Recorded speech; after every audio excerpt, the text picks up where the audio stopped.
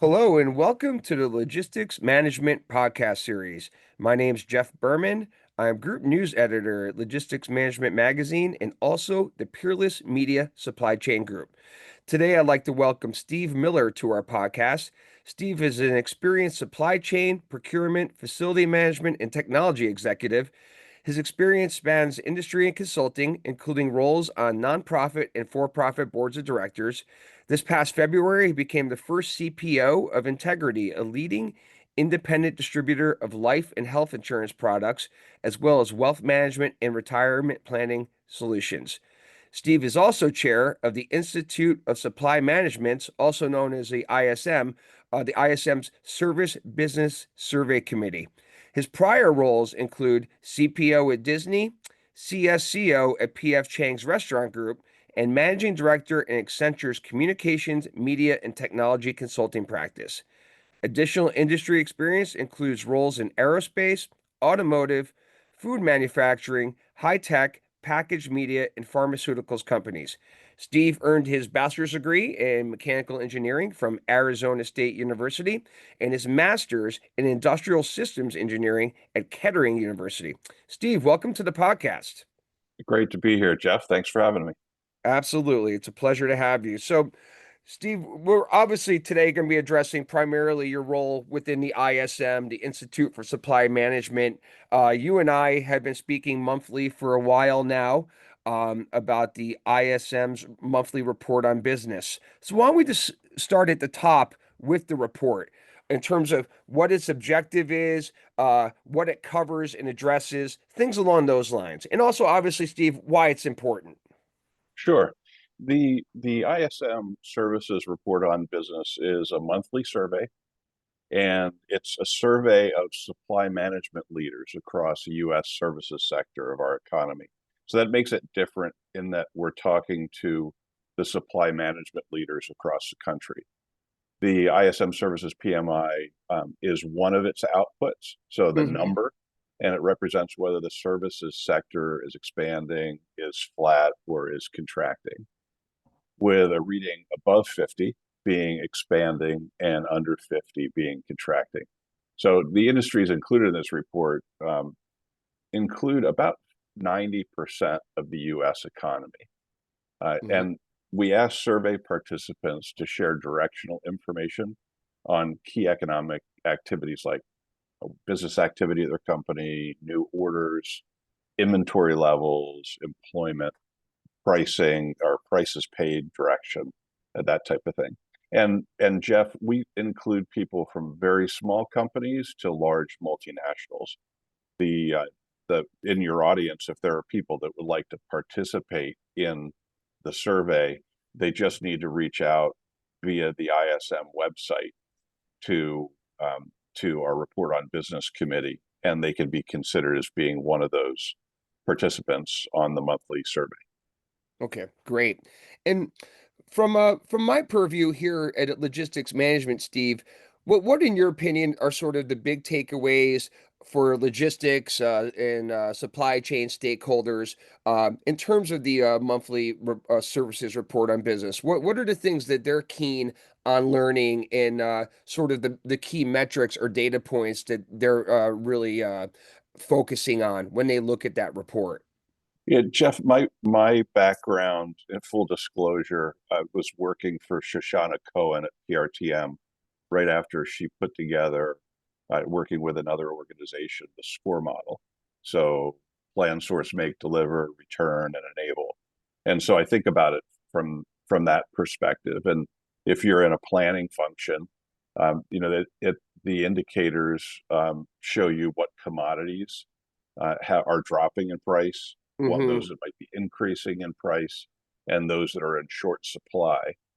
You can also get an indication of what companies are seeing their inventories, or actually what industries are seeing their inventories expanding more quickly than others or contracting. It might give you an indication of how willing or how able they are to be able to support your needs, as well as seeing kind of the highest and lowest levels of new order and business activity by industry. So you get a sense for what might be happening there in terms of how difficult it will be for them to fulfill. On the sourcing side, you can see by index what industries are expanding versus contracting, Okay. prices paid, and you can see what industries are indicating that they're seeing pricing growing faster than others, which again, from a contracting standpoint, might be able to help you decide should you be putting long-term agreements in place or taking advantage of maybe a short-term opportunity. On make, there's the ISM manufacturing report on business. That's really more the source if you're in a manufacturing environment to see what type of activity there is or how what industries might be expanding versus contracting. And Sure. then on the deliver side, one of our industries represented in the survey is transportation and warehousing. Another is wholesale trade. If they're looking at those two, you can get a sense for the health of the industries in how that might impact cost for transportation, activity levels, ability to get trucks when you need them. And I'd say the last thing is that the supplier's delivery index gives you an indication of whether supplier deliveries are getting slower or faster. This is the one that's kind of a reverse index. If it's above 50, Yeah. that means suppliers are delivering slower, which is generally an indication of how high business activity is. If they're delivering faster, that may be an opportunity to reduce your lead times. Okay, great. That's a terrific description, Steve. So thanks for that. And I think it's a nice segue to the next question, which is simply kind of how you think the service sector is doing on a year-to-date basis. I know we have 7 months of data, and your report coming out on or around September 1st will address August. So we can look at August month to date after, but when we look at the first 7 months of the year, Steve, what's the data? What are the panelists telling us in terms of the state of the services sector? There are two really important trends, Jeff. One is that overall growth is slowing, and the second is that we're seeing significant increases in prices paid. We're seeing, general slowing of growth when compared to last year. The big wild cards, in these readings, though, are the tariff activity. What we saw in the numbers, as well as the commentary, is that increases in inventory level earlier in the year due to uncertainty and concern about what tariffs might bring. And then in the commentary, we also saw that at the beginning half of the year, uncertainty in how that would impact prices, and then now seeing flow through of tariff increases into prices paid. So those two, I think, really are the primary ones, Jeff. Okay, understood. And then and that dovetails nicely with the comments you had provided me when we spoke about July, that sort of general slowness because people didn't want to really make a bet on business investments, if you will, until all the tariff activity is worked out. So that's obviously like an ongoing process Mm-hmm. at this point. Um, that said, I mean, we are basically just over 3 full weeks into the month of August. How would without looking at data, without obviously the report being complete at this point, there's still over a week left in the month, but how do you sense the services sector is doing August month to date? Well, the good news is I don't have any data for August yet, so I can't be I, I can't Yeah, be very predisclosing neutral. information, so that's good. Yeah. Um, you know, uncertainty slows things down. We saw things in commentary talking about delays in ordering, delays in committing to longer term plans until we saw what happened with tariffs. I'm expecting we're going to see some type of a modest increase in in the PMI Hmm. going forward, just because uncertainty is gone, and Okay. so people will get a little bit more back to normal course of business. For the 3 months through July, the PMI was at its lowest 3 month average since the onset of the pandemic. The April through June 2020 was the last time we saw a 3 month average where we were through July. Yeah. And then the employment numbers, we're looking weak, and one of the BLS numbers from the prior month showed a big increase, but it was mainly attributed to federal jobs or public jobs. And then with the revisions, everything looks pretty well in line. So, Okay. kind of other takeaways from the July report is, you know, we're seeing, if history predicts the future, we'll see continued sluggish numbers in the Hmm. BLS jobs report for the next couple of months. Okay, got it, got it. And I mean, in a sense, though, Steve, in case for our listeners, they may not know that you guys put out the ISM issues a semi-annual report twice a year, which is sort of based on what your panel thinks might happen over the coming 6 month period. Um, and would you, I mean, is it fair to say, because I just remember when we spoke last month, you had mentioned the most recent semi-annual report indicating that panelists said that they would not seek to pass through tariff-related pricing increases for 3 to 6 months from once they start seeing them, with those increases now starting to occur. And you called it basically something to watch out for, especially if prices remain in their current range. So I'd like to hear about that from you, and then we can just sort of officially look at the impact of tariffs and trade policy on the services economy. I know there's a lot to chew on that bone. So take your time. I think it's an interesting. You'll have some interesting findings for our listeners. I think, Jeff, that's from the number of comments and from where we're seeing prices paid flow through and how recently that commentary has shifted from uncertainty to pricing impacts coming through due to tariffs. We're at the very beginning of that Okay. flowing through. And I'm a I'm a money supply believer that, if you have $100 and two things that used to cost $50 each are now $55 each, you're going to buy one and you're either going to find an alternative to the other or buy less of it. If Sure. you have $110, prices are going up because you're going to pay 55 on each. Yes. So the money supply and the Fed rate, I think, will have a big impact on whether we see those prices actually flow through to the consumer and to the end buyer, or whether it just impacts profit margins of companies that are selling them. Right. We saw the highest prices paid index last month since Hmm. October 2022, and the reading was slightly over 70 back then. Okay. Um, the since the prices paid have just started seeing the impact on the tariffs. Uh, boy, I'd be surprised if we're not above 70 in the August timeframe. But Okay. but again, I think money supply probably Understood. has an impact on that too.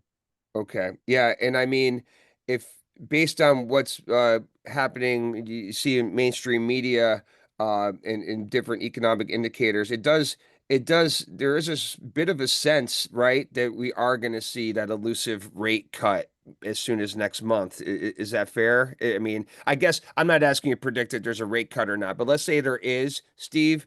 What's the trickle down effect of that on the services economy, in your opinion?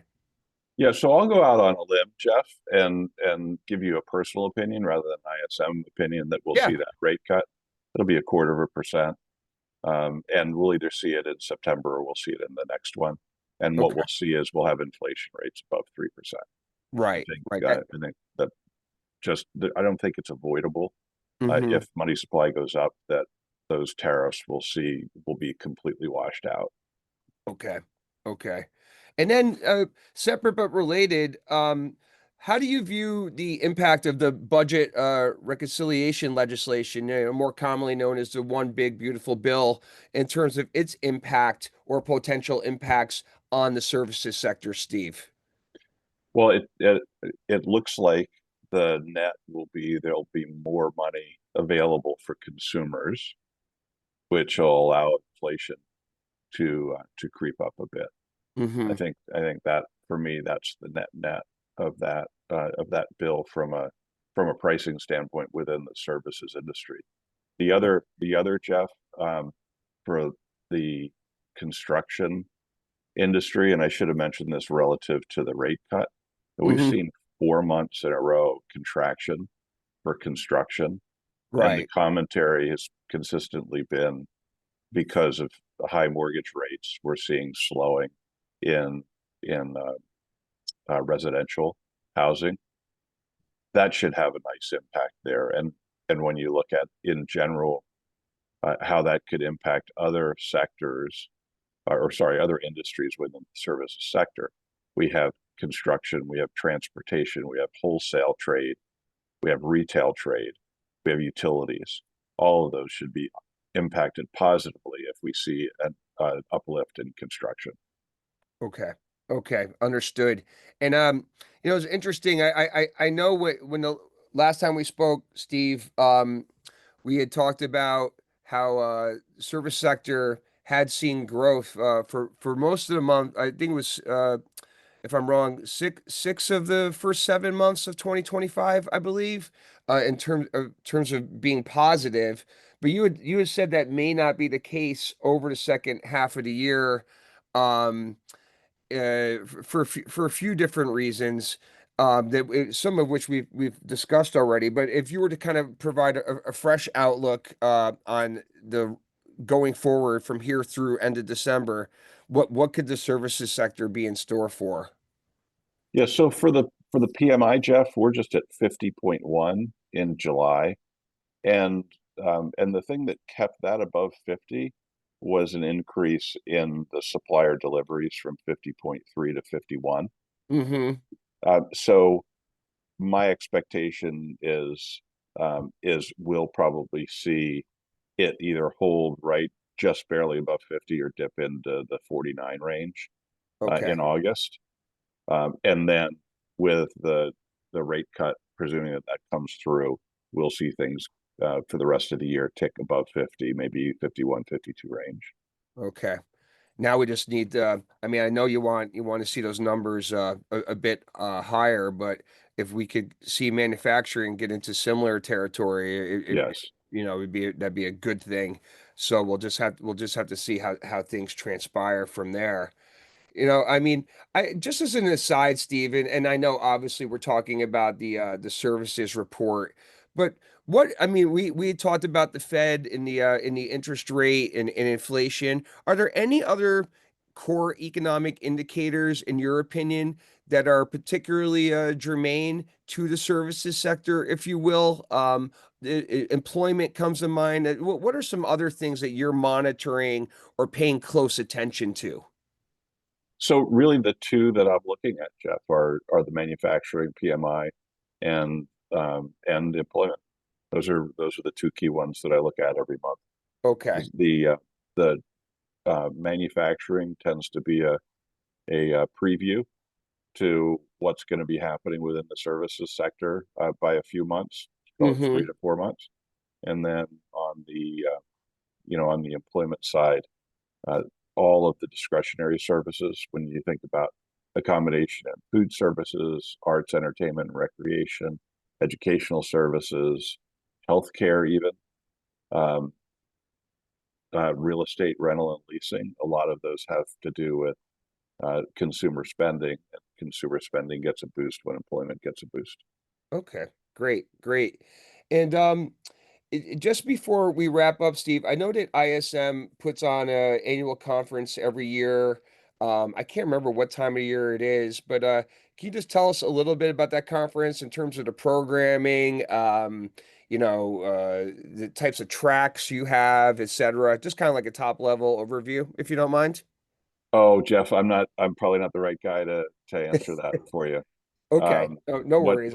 what we have, they're almost exclusively uh, practitioner led rather than vendor led presentations, which is one of the reasons why I like it. Okay. Is that you get to hear practical experiences of people either applying technology or new practices or approaching leadership, as well as overall educational opportunities at the conference. It's typically in the late spring, early summer time frame. Okay. It went from April to June this year. I think it was April 2 years ago and then June this year, something like Okay. that. All right. And then I guess just to wrap up, Steve, any given the uneven nature of things these days, it seems like every day is different from the one before, more so than maybe ever before. Would you have any words of advice for services sector stakeholders, particularly ones that are within the transportation, warehousing side of things, because those are largely our readers? What are like some words of advice or guidance you would have for them? In terms of navigating these unusual times, if you will, and not just asset, just based on your past experience and your other roles too. What are we seeing now compared to what we've seen in the past, basically? Jeff, the one that has me not on the edge of my seat, but towards the edge of my seat is that we saw part of the inflationary pressure in COVID was we couldn't get what we needed because people had been furloughed or they weren't they were all learning new ways of doing business. And so productivity was down, output was down. And when we decided we needed things like semiconductors in the automotive industries, it was an 18-month lead time before we could start getting those things, back in the pipe.